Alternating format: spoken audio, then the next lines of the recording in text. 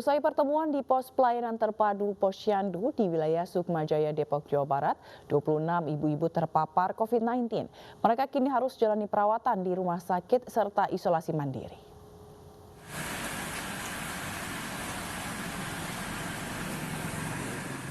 enam ibu-ibu yang terpapar COVID-19 pada klaster Posyandu berawal dari 2 orang yang memiliki gejala COVID-19. Setelah dilakukan pelacakan atau tracing kepada para peserta kegiatan yang ada di Posyandu tersebut.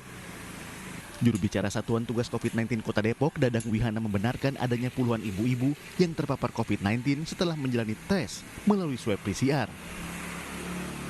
Jadi saat ini, per hari ini 26 kasus yang terdata, tapi kita akan terus melakukan kontak tracing dan testing, ya gitu. Ya kami mengharapkan kepada warga yang kontak erat, ya untuk melakukan segera swab PCR. Puskesmas sudah memfasilitasi itu dan tidak perlu nanti untuk dipaksakan untuk melakukan PCR, tapi kami sudah melakukan kontak tracer dan ketika ada undangan puskesmas mohon untuk datang melakukan swab PCR.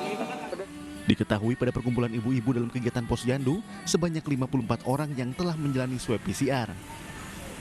Hingga saat ini, sudah ada 26 ibu-ibu yang terpapar COVID-19 pada klaster Posyandu dan tengah menjalani perawatan di rumah sakit, serta tempat isolasi mandiri yang berada di Kota Depok.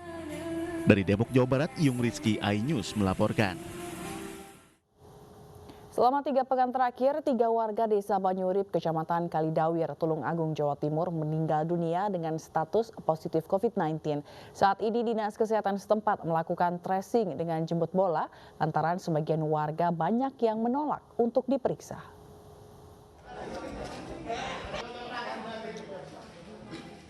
Petugas Dinas Kesehatan Tulung Agung dan Satgas COVID-19 tingkat kabupaten turun tangan melakukan pemeriksaan terhadap 200 lebih warga Kecamatan Kalidawir, Tulung Agung, Jawa Timur, Rabu siang.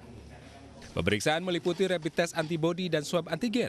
Kepala Desa Banyurip, Sugiarto, mengatakan selama bulan puasa terdapat 12 warga yang dinyatakan positif COVID-19 dan 3 diantaranya meninggal dunia. Proses tracing penyebaran virus corona ini sempat tersendat karena sebagian warga menolak untuk diperiksa.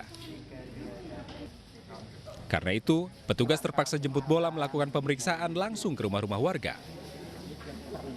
Kita perlu sadari bahwa kondisi saat ini psikologis masyarakat ketika dilakukan tracing seperti ini, terus terang ya merasa secara psikologis kan jelas kurang memungkinkan untuk saat ini, sehingga kita kemarin mengambil langkah-langkah untuk langsung jemput bola datang ke lokasi, mohon bantuan Satgas COVID Kabupaten untuk mengantisipasi dampak yang lebih luas lagi. Saat ini di wilayah Banyurip diterapkan PPKM skala mikro di 2 RT yang terdampak. Sejumlah tempat ibadah juga ditutup sementara. Dari Tulung Agung, Jawa Timur, Anang Agus Faisal, iNews melaporkan. Terjaring pemeriksaan kesehatan di pos penyekatan di gerbang tol Palimanan, Kabupaten Cirebon, seorang pemudik dinyatakan positif COVID-19.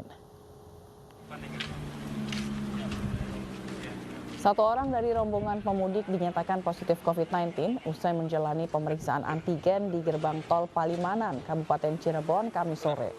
Terdapat 3 orang penumpang dalam mobil pribadi tersebut, namun 2 orang lainnya hasilnya negatif.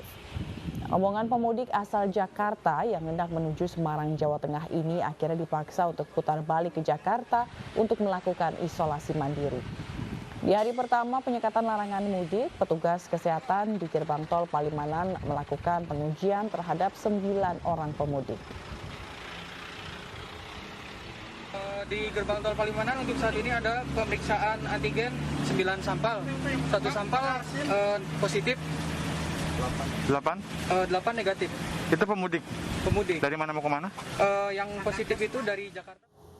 Lolos dari penyekatan bukan berarti pemudik bisa langsung pulang ke rumah.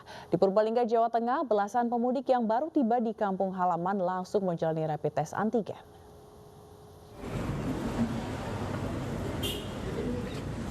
Belasan pemudik ini baru saja tiba di kampung halamannya di Desa Tumanggal, Purbalingga, Jawa Tengah. Namun mereka tak bisa langsung pulang ke rumah. Mereka diwajibkan untuk melapor ke Satgas COVID-19 dan menjalani rapid test antigen. Nanti setelah dites dengan antigen, kemudian nanti kok ada yang reaktif, jadi tanpa mungkin bergejala nanti ditindaklanjuti ya, dengan isolasi mandiri atau karantina. Pemeriksaan ini dilakukan di desa-desa di mana banyak warga yang baru tiba dari luar kota. Para pemudik diwajibkan isolasi mandiri di rumah selama beberapa hari. Dari Purbalingga, Jawa Tengah, Catur Edi Purwanto, iNews melaporkan. Ditkrimsus Polda Jawa Tengah mengungkap kasus penjualan alat rapid test antigen tanpa izin edar.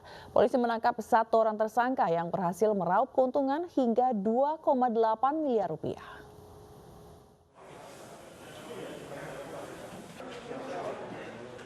...379 kotak alat rapid antigen, 59 kotak stick swab, dan dokumen-dokumen ini disita Ditkrimsus Polda Jawa Tengah.